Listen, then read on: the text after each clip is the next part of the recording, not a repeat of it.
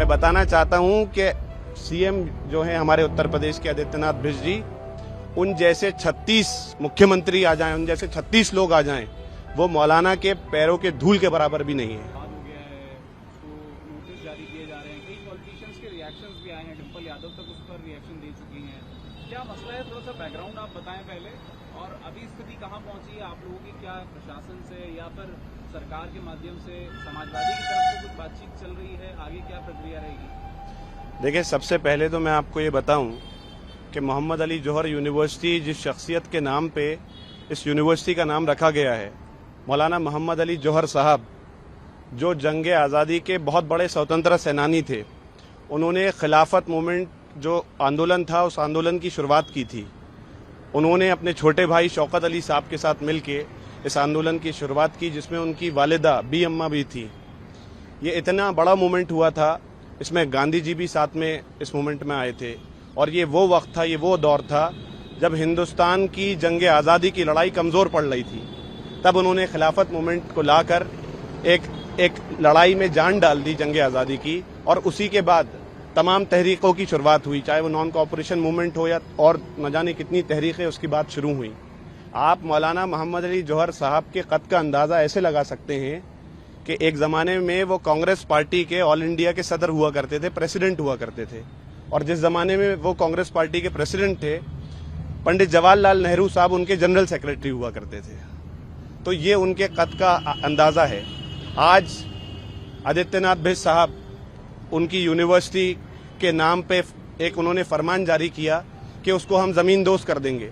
तो मैं ये बताना चाहता हूँ कि इतनी अजीम शख्सियत, इतना महान इंसान, जिसने स्वतंत्र आज़ादी की लड़ाई के लिए अपनी सब कुछ कुर्बान कर दिया, आप उसके नाम पे एक यूनिवर्सिटी आपको बर्दाश्त नहीं होती?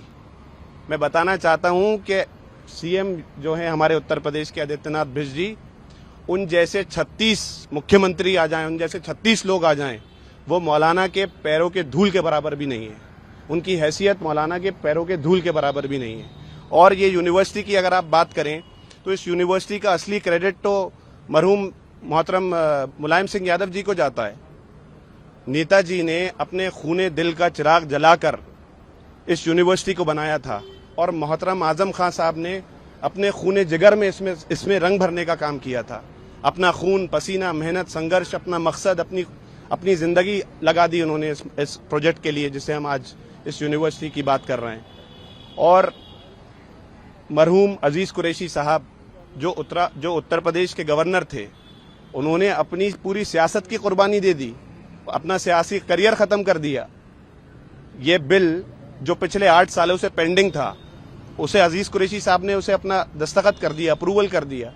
जब उन्हें कांग्रेस ने 2012 में उत्तराखंड का गवर्नर बनाया था, अपॉइंट किया था, कांग्रेस रजीम में अपॉइंट हुए थे वो, और उसके बाद वक्त ने एक करवट ली। 2014 में बीजेपी की हुकूमत कायम हो गई और नरेंद्र मोदी जी इस मुल्क के प्रधानमंत्री बन गए। सबसे पहला काम उस गवर्नमेंट ने यह किया था कि जितने भी पहले के अपॉइंटेड गवर्नर्स थे उनको हटाना शुरू किया, और इसकी शुरुआत उन्होंने गुजरात की लेडी गवर्नर से की थी। जब ये कारवां आगे बढ़ा और उत्तराखंड तक पहुंचा तो सब ये उम्मीद कर रहे थे, हम तो अपना सामान वगैरह बांध लिया था हमने राजभवन से, कि अब ये हमें भी हटाएंगे ही। लेकिन बड़ी हैरत की ये बात थी कि उत्तराखंड से हटाने की जगह इन्होंने उत्तराखंड के साथ साथ अजीज कुरैशी साहब को उत्तर प्रदेश का भी गवर्नर बना दिया। ये बहुत हैरत की बात थी उस वक्त के लिए। तो ये जो उन्होंने उनका जो ये अमल था, ये असल में एक पैगाम था, एक दोस्ती का हाथ था जो बीजेपी की हुकूमत ने बढ़ाया था कि आप हमारे साथ मिलकर काम करें।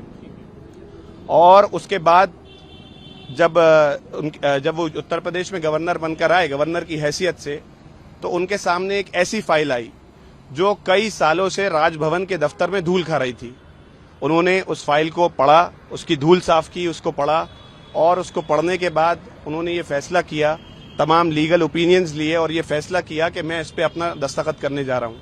ये वही फाइल है जिसे आज हम मोहम्मद अली जौहर यूनिवर्सिटी के नाम से जानते हैं। जब वो इस फाइल पे अपना दस्तखत करने का फैसला, इसे अप्रूव करने का फैसला कर रहे थे, ये बात किसी तरह पीएमओ तक पता चल गई।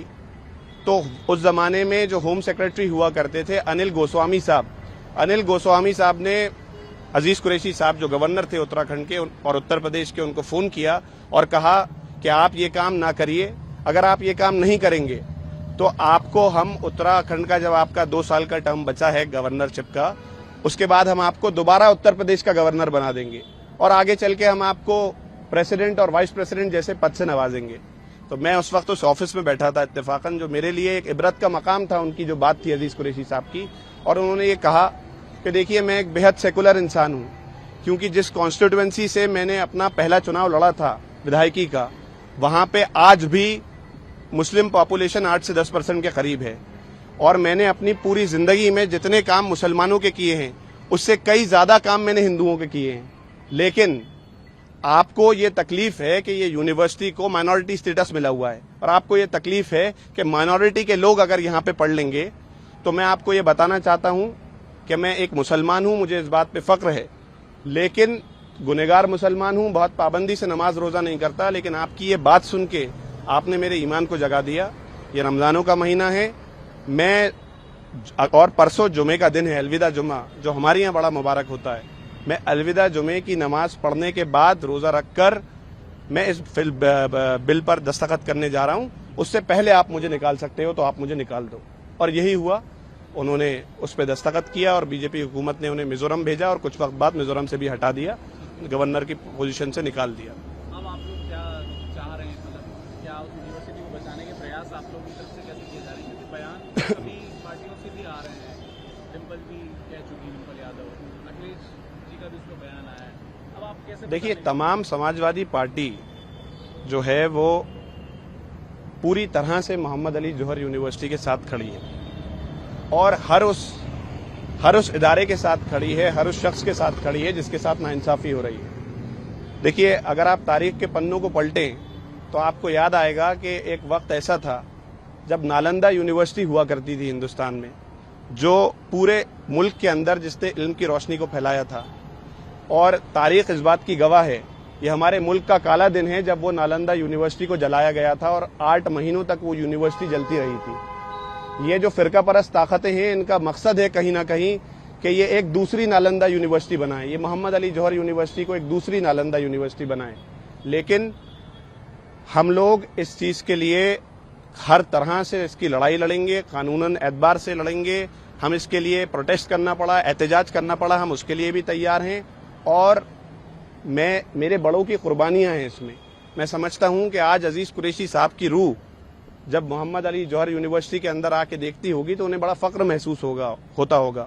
मैं अपने बड़ों की कुर्बानियों को रायगा नहीं जाने दूंगा।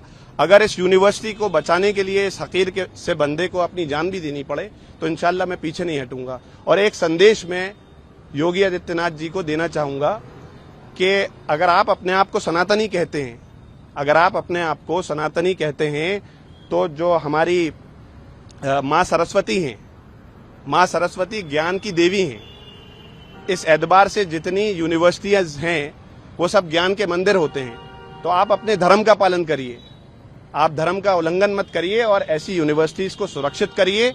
आप लोग नहीं चाहते हैं, आप लोग नहीं चाहते कि इस मुल्क के नौजवानों के हाथों में कलम आए। आप ये चाहते हैं कि इस मुल्क के नौजवानों के हाथों में सियासी औजार, सियासी हथियार आ जाएं ताकि आप अपनी सियासत चमका सकें। लेकिन अगर आप ऐसा करेंगे तो आने वाला वक्त, मुस्तकबिल का मुहर्रिक जब कलम उठाएगा तो आपको कभी माफ नहीं करेगा।